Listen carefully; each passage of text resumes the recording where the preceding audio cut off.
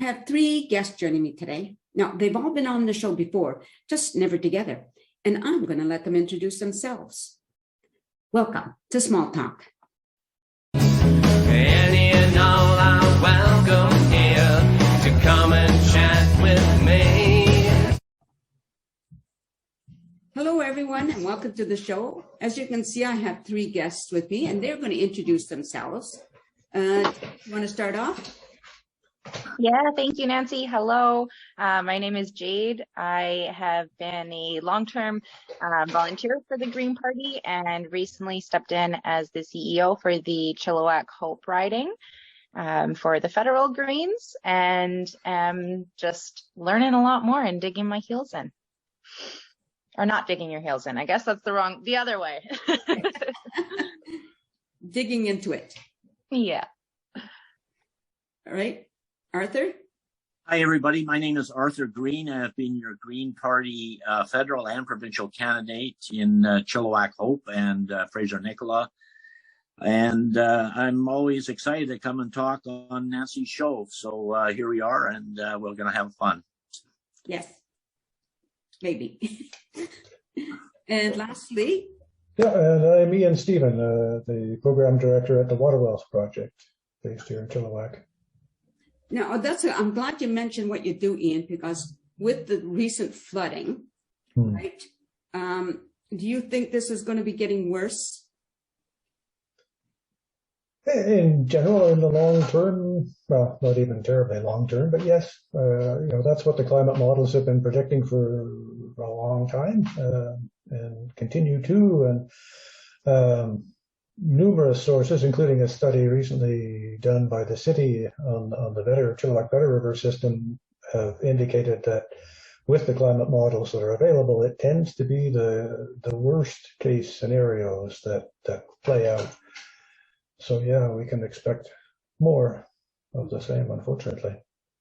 Arthur, now I know you've been around a long time with the Green Party, and I believe you work with people like Ian, right? To try to get... We work with we work with other political parties and NGOs and other groups. We're nonpartisan. We work across party lines for sure. Yes. Okay. And Judy, how about you? Like again, because you're just sort of, I don't know, move your position, right?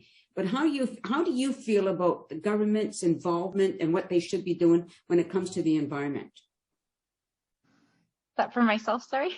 Yes. Yeah.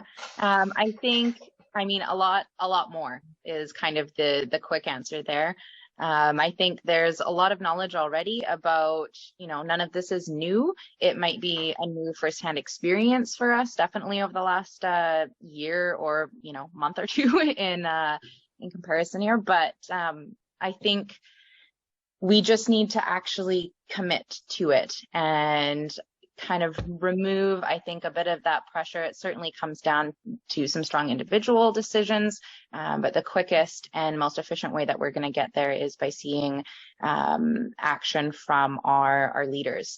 And I think that should span across all of the parties. I think everyone has the best interests for everyone at heart. It's just how we get there that kind of differentiates. So I think we just need to really come to terms with the fact that this is a problem, this is real, and it is affecting us now right on our doorstep. So we need to follow up with this and actually learn from it and not just kind of chase after it with the cleanup and all of that, because it's a much more expensive and laborious situation to navigate if you're just kind of playing cleanup after everything as opposed to proactive prevention. Right. Arthur, what's happened in your area? I believe you live in Hope, right? I do, yes. Yeah, we got hit extremely hard with this last weather event. It's nothing new for me. I had my roof blow off my house twice in the last year. Wow.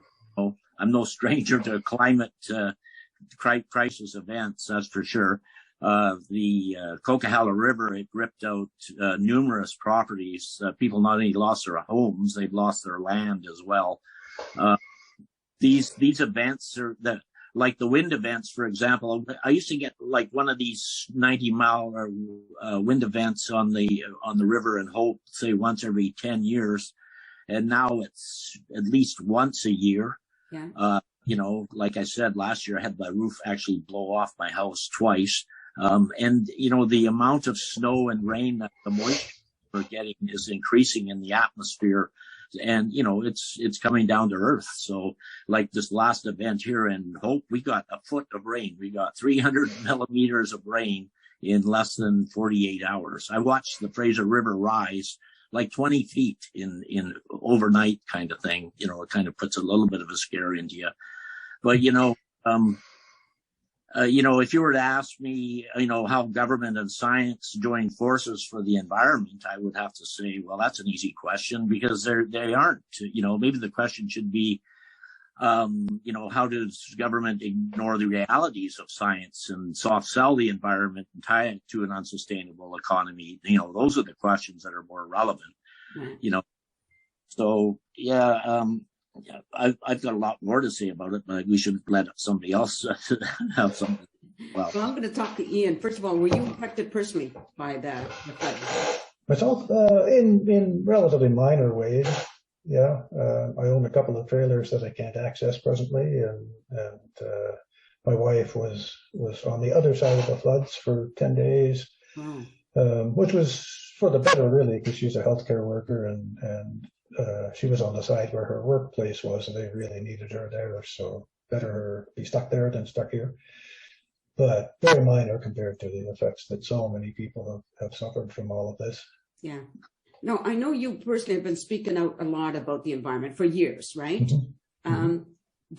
Have you ever been invited to speak in front of the government people, policymakers or whatever? Not by government people, sort of more on the steps type things. One here in Chilliwack was a youth-led climate rally one time where I was invited to come and speak at City Hall, which was a great experience. Right. Those sorts of things. Yeah, right. Jade, how about you? Were you affected? No, we were, I mean, again, in very, very light ways. Where we are in Chilliwack, we're kind of on the other side of the highway from where most of the water ended up. My partner was also on the other side of the flood for 10 days for working, just so that he could get there. But other than, you know, a couple missed days or doing some more work from home, we were quite lucky. Right. We do have, you know, friends and people in our lives that were affected a lot harder, that were kind of still in a very long, prolonged cleanup, I guess, phase of what happened. But no, quite lucky ourselves. Yeah. In my interview with the mayor this morning, he was talking about, and this is for any of you to answer, he was talking about how like the water on the farmer's land, you know, there's going to be, it'll be polluted or whatever the word is, and it's going to be a long time before that gets cleared up. And how is that going to affect our economy, like when it comes to fruit and vegetables this coming growing season? Either Ian or Arthur? Well, it's going to affect it greatly for sure. I mean, personally, I've been seeing this coming for a long time. I've been expanding my garden, you know, every year, like I've got enough vegetables now that I can self-sustain for about, you know, 6 months of the year. Right. So, you know, you can see these climate events that, you know, the food security is going to be hit hardest, right? Because it's out in the open. You can't, you know, the carrots in the house, or, you know, you can build dams and all that kind of stuff. But you see what happens when Mother Nature decides to say, you know, hold my drink, so to speak. Yeah. You know, nature is getting, you know, it's going to take care of itself. You know, we can do what we want and think what we can get away with and all that sort of stuff. But when the rubber hits the road, so to speak, you know, it's going to come down hard. And if we don't manage to keep our average global temperature from rising past 1.5 degrees, right, then we are really going to hit the, you know what's going to happen. So, you know, let's prepare and, you know, let's quit burning fossil fuels. We can electrify. We have all the technology to get ourselves out of this jam. what we need is political will, and we can't get that because of partisan politics. It's more important for political parties to keep themselves in power than it is to keep the population alive. And that's the sorry truth. And until we change that, I can't see us getting out of this jam, unfortunately. Right. Yeah. So, Ian, for you, like, what would you say to that? Like, how do we get them to change? I wish I had the answer to that. Yeah, and as we talk about the impact of farming locally with the floods we had just now, but growing areas all over the world are being affected by droughts and fires and floods, and we're going to see food security become a growing issue. In BC, we import a lot of our food, and the places we import it from, it's going to cost more as demand is impacted, or supply is impacted by climate. And certainly globally, probably even locally, you're going to see that the people most vulnerable and least able to deal with that, who will be most affected. Like in Canada, we probably have the wealth to just pay that higher price and keep importing food. But there are other places where less wealthy nations that are going to be affected much more gravely than we are in that sort of realm. And public pressure, I think every single one of us need to make very, very clear to every level of government that we demand action, and not just from an environmental perspective in relation to climate, but in a climate, through a climate justice lens, so that people that are most vulnerable and most affected are protected, and not just those of us like myself that are fairly comfortable. One distinction I'd like to make in talking about the government and how the government has, every level of government really has failed to deal with this issue for decades. But I'd like to make a distinction between government or any branch of government broadly as an entity and the people that work there. Because you talk to people at the Ministry of Environment or people at DFO or whatever it is, and you'll find really expert people working very, very hard who care deeply about the impact that their work makes in the world. But it's above that in the layers where politics play a strong role that things go wrong. Yeah, that's the hard thing. Jade, one of the things I noticed, and maybe you have too, is people seem to panic buy whenever there's, like, especially right now with these disasters. Have you experienced that? Going to the store looking for something and the shelf is empty? I think I didn't see it a whole lot, but I was trying to stay out of stores for those reasons. I grew up with a Mennonite dad, or a dad that was raised Mennonite, so I kind of naturally keep a fairly stocked kitchen as far as dry goods and things like that go. So we didn't have a need ourselves to do that. I think when the flooding first started to happen, it definitely felt like another pre-COVID kind of wave of panic was running through people. And then I think that tapered down quite quickly from what I saw, though, this time around, when, some stores did empty out a little bit sooner, but they were finding alternative routes for stores to get their deliveries and things like that. And so they were being replenished. And I think people just kind of took a bit of a calm and realized that, the situation isn't going anywhere. But I guess the scarier side of that I did notice was the items that were going quickly were, I don't think it was toilet paper this time around, which was a good, I guess, sign of growth in some ways. But it was essential products for babies, things like formulas, diapers, and items like that. And I just always think in these situations to be able to go out and panic buy in larger quantities, these kind of essentials is a privilege, really, and it's not one that everyone can take advantage of. And when you think about that kind of as from a new mother lens of, waiting for the payday or whatever your form of payment to arrive, only to not be able to even find the items that you do need, or to keep a house that's stocked enough to get you through a week or two. You'll in any situation like this, whether it be economic or the pandemic or things are not economic, sorry, environmental, you're always going to feel the effects more in kind of lower income families and the communities that are at risk right now. And that's something that I think we're not going to unfortunately stop seeing for a while. For the past kind of year and a half, I've been working as a purchasing manager for a local market in Abbotsford. That's a fairly new business, and we're seeing it all throughout. Like, we're still feeling the ripples from COVID and the supply chain issues that are going around globally. And it's definitely going to affect us locally. We're already kind of seeing turkey shortages and things like that. And as much as we do import a crazy amount of food for considering where we live in the province and the things that our environment can support, those areas are going to be affected quite soon as well too, from, the slower moving, topsoil degradation to, spur of the moment floods and fires and things like that are happening. There's, it never hits once. I find there's a lot of different ways that it can be impacted. And I think we really have to get a plan and some things in place to support those people who don't have other options in times like that. Right.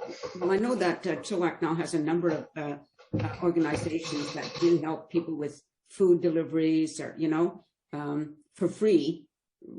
They'll even supply the food without, so they don't have to worry about coming up with the money to pay, because like you said, not everybody's in the position, to pay an extra or even get out there, and I want to confess, by the way, I'm a long time toilet paper hoarder. And that's because I grew up without toilet paper when we were kids, it was Eaton's magazine. So, it'd be hard for me to run out. I can't envision me running out of toilet paper, and I don't like people asking to borrow any. Just so you know that. But he has a line, right? Yeah, so I should have been invested in it a long time ago, Never thought about it that way. What was I going to ask you? I thought I was going to ask you something, and now it's just completely gone off the top of my head. But if you have something to comment about what Jade or Ian said, can you jump in while I think about my question? Well, I think what needs to be said, Nancy, is that the bottom line is we have to stop poisoning ourselves and heating up the atmosphere. Climate scientists from around the world have been telling us to keep the average global temperature from rising no more than 1.5 degrees. And if we do this, Nancy, we'll create the greatest economic catalyst the world will ever see. But to do so, we must transition from burning fossil fuels much sooner, or we risk of not even having it later. So, copy. One of the things I was thinking about, Ian, is like I've been to, I was in Austria because I have relatives there, and because their streets are narrow, all their vehicles are small, even their trucks are smaller, and I'm thinking, why is it in North America we want to have such big vehicles? We don't need them. Why do you think people do that? I'd be speculating. Ian. Pardon? I said, you're getting all the easy ones, Ian. It's not an easy one. I'd be speculating as to why that is. A lack of policy from the government, though, to allow it is definitely part of that equation. We could be mandating electric vehicles. We could be taxing the more polluting vehicles to a much greater extent than we do. There's lots of things government could do and vehicle emissions have been one of the most significant sources of growth of emissions in Canada, because people are choosing bigger vehicles, big SUVs, big pickup trucks, and in a lot of cases, I don't think there's a need for that large vehicle. It's a status thing, an ego thing. yeah, that's one of the things we need to turn around. Absolutely. It's like a lawn. What people worry about their lawns, right? It's the same type of Yeah, thing, you know? yeah. I mean, I was an electrical contractor before, and years ago, well, it was 2010, I was replacing my old van that I had, an Aerostar van, which got really quite good mileage for the job that it did. And that was a 1992 van. I was replacing it in 2010, and I was really disappointed. I could not find something that would do the job and be more efficient than that 1992 van. Right. On any other continent, I could have. There are small, vans and vehicles like that for that sort of service and trades work that are like turbo diesel engines that get twice the mileage of anything I could get here in North America. And that hasn't really changed a lot. Like there's electric vans coming out. There's a few out now. There's like Ford is coming out with one next year, but very much aimed at urban markets. And so for a lot of people, the range is too limited in those to do the job that a tradesperson, for example, needs it to do. Right. Yeah, we have the technology, as Art said, to do better, but we need some policy to guide those kinds of things, I think. Right. Arthur, talk about that. One of the things that I would like to see is, like, say in downtown Chilliwack area, maybe hope the same idea, is we could have gators or, those, or golf carts. Because you don't need a vehicle to go downtown Chilliwack necessarily, because they'll go quite a distance, don't they? Well, if you wait 2 or 3 more years, there'll be enough of us old people cruising around in our cart. But no, I think they are legal. Like, I don't know, as a business venture, why they're not promoted as such. Probably has something to do with cost. I'm sure you can get those things. I mean, they've got electric bicycles now that are just fantastic. You can get like 70-kilometer range with, do 30 kilometers an hour on electric bicycle. Yeah. And like the carts, my mother had one. Every day she lived in this old seniors complex, and she'd jump on her little cart every day and motor on down to the post office and do her grocery shopping and have her tea with her friends and whatnot. And so I do think there is quite a bit of that. Maybe we don't notice it as much because we probably have different schedules than they do, or what have you, or so. That's my answer. I'm sticking to it. Well, I used to, before I moved to my location now, I had one of those mobility scooters, which I named, by the way. I called it my pimp mobile. Right. But I moved here so that I could walk to the store and I didn't need to have that, Right. Get you. Yeah. Yeah. I think it's, again, as seniors, we have to be in, if we're not driving, we have to be in an area. Most to do with it, eh? It's because they are quite expensive. Like a brand new one of those little scooters my mom had for like $5,000 or $6,000 or something. Yeah, absolutely. So, Jade, I'll get to you. Now, this will probably be my last question, unless anybody has something to throw in there, which is cool. So, in your world, in your personal life, like, what do you do when it comes to the economy, or not the economy, the environment, or, we all compost now because most of us have to, right? Yeah, I wish I could compost more. I'm in an apartment, and that is a very slow moving process. As far as kind of looking at those multi-house situations. So can't quite get there just yet. I have made, I guess, changes that have been in place for a few years now that kind of feel more normal.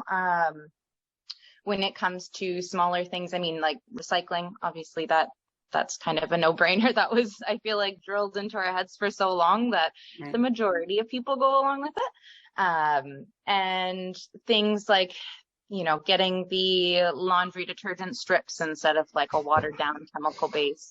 I buy local, absolutely any opportunity I can, specifically with food, locally, and through a bit of a, I guess, ethical lens.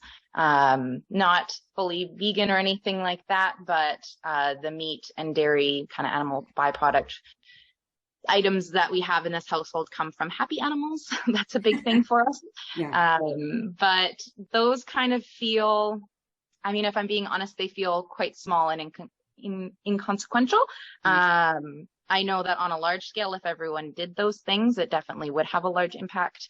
But I like to kind of focus my energy, I guess, on getting the most bang for your buck, so to speak.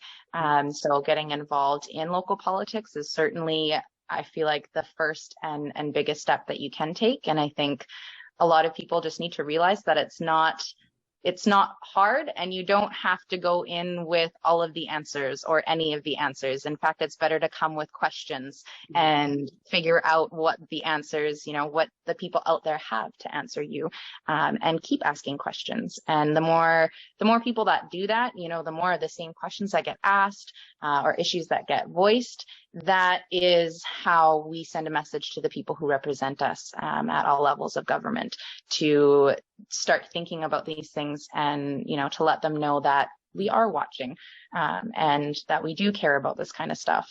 And that doesn't have to take up a whole lot of time or energy in your day. You can do it quite easily. It's just actually doing it. It's taking the time to, Google what's going on in your community. When is the next council meeting? And, most of them are still online right now. So it's super easy. You can turn your camera off, your audio off, everything, and just listen if you want to.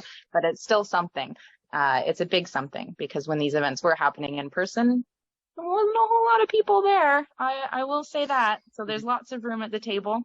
And then just, keeping an eye out. I think there's always an opportunity. Anytime you spend money, it's an opportunity to kind of evaluate who you're supporting and where that money is going to. And there's a lot of other kind of ripples. There's a lot of roles, big and small, for volunteer. Easy, just kind of show up, do the work and leave jobs, or things that do kind of, if you want to really dig in and learn some things.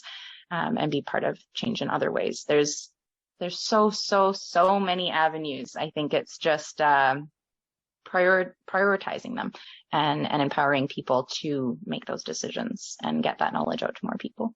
Very good. Okay, any final words, Ian? Yeah, kind of riffing off of what Jade said about individual actions that we can take. I absolutely agree. We should be taking all the individual actions that we can. Canadians have, per person, one of the highest emissions per person in the world. So we've got lots of room for improvement. But at the same time, that political action is absolutely critical. Like, in the time it takes me to walk to and from the grocery store, save a little bit of emissions compared to driving. Once the government's Trans Mountain pipeline is expanded, if they succeed in finishing that thing, that pipeline, in the time it takes me to walk to and from the grocery store, would deliver, I think it's, I calculated at one time, I think it was like 7,000 barrels of oil in that same amount of time.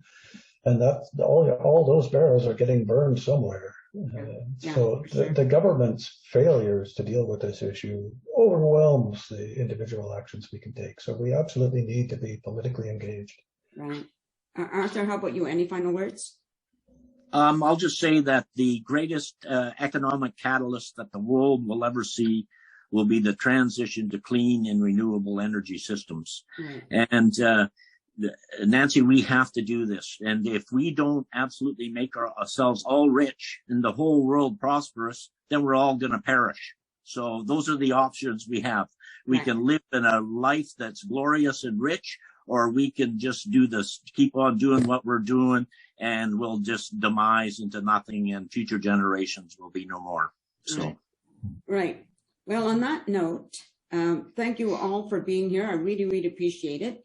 And to the audience, thank you so much for watching. And you heard all of the words. There's nothing you haven't heard before. So take action, do what you can. Volunteer, as Jade said.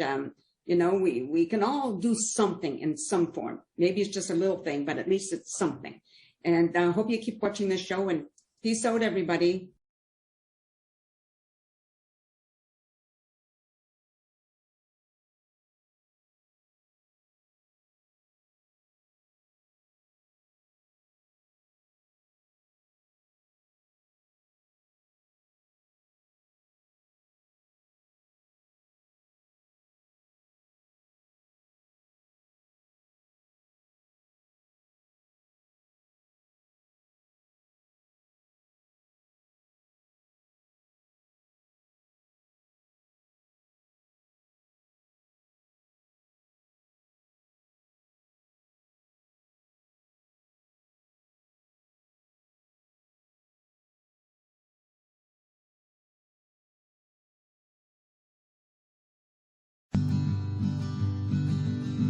a sense of community.